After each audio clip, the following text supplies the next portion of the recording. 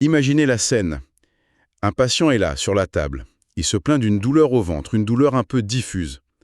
En tant que praticien, kiné ou ostéo, on commence la palpation. Et là, on sent quelque chose de vraiment inhabituel. Une dureté presque anormale. C'est là, dans ce moment précis, qu'on touche à l'importance d'un très vieux terme de la médecine, le ventre de bois. C'est une expression qui est forte, hein, mais elle décrit parfaitement la sensation. Ce n'est pas juste une tension, c'est comme si la paroi abdominale était devenue littéralement une planche de bois. C'est un signal d'alarme qui ne trompe pas. Absolument.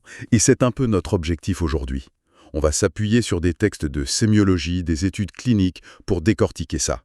Comprendre ce qui se cache derrière et surtout pourquoi la meilleure action à faire, parfois, c'est de ne rien faire du tout. Alors, revenons à notre patient. Je sens cette paroi dure, inflexible. Qu'est-ce qui se passe réellement dans son corps à ce moment-là? En fait, ce qui se passe, c'est une réaction de défense. Mais une réaction spectaculaire et totalement involontaire. Le péritonée, cette grande membrane qui tapisse l'abdomen, est en train de subir une agression. Ça peut être une infection, une perforation, du sang. D'accord. Et en réponse, le système nerveux déclenche un réflexe vraiment archaïque. Il ordonne à tous les muscles de la sangle abdominale de se contracter au maximum, pour créer une sorte de bouclier. Ah oui, c'est fascinant.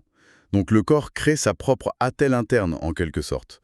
La volonté de la personne est complètement hors jeu. On peut lui demander de se détendre, de respirer, ça ne changera rien. Rien du tout.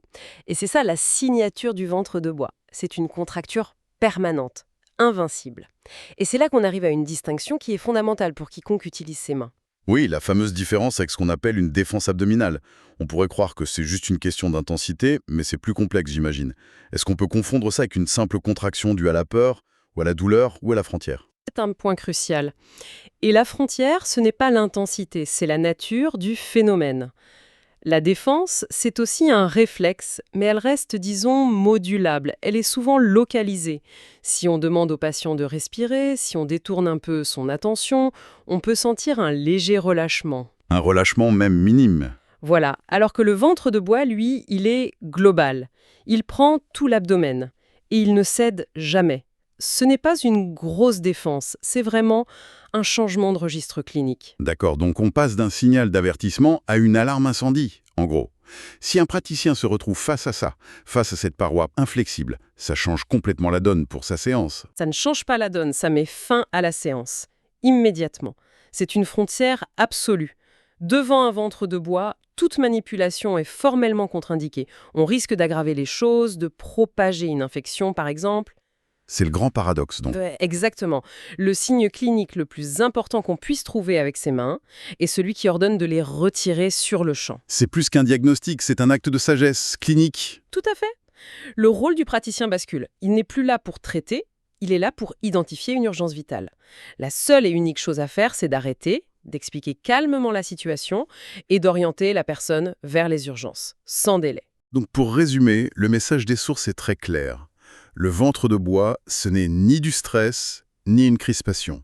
C'est un signe vital, une réponse biologique à une crise interne. Sa reconnaissance au toucher est une compétence de sécurité essentielle. Oui, et savoir le reconnaître, c'est surtout savoir ne pas intervenir. C'est accepter les limites de sa pratique pour la sécurité du patient. C'est la reconnaissance d'une ligne rouge très claire entre le soin manuel et l'urgence médico-chirurgicale. Ce qui nous amène à une dernière pensée, peut-être. À une époque où on se fie de plus en plus aux scanners, à l'imagerie de pointe, quelle puissance incroyable réside encore dans un signe clinique aussi simple, aussi low-tech que le simple contact d'une main.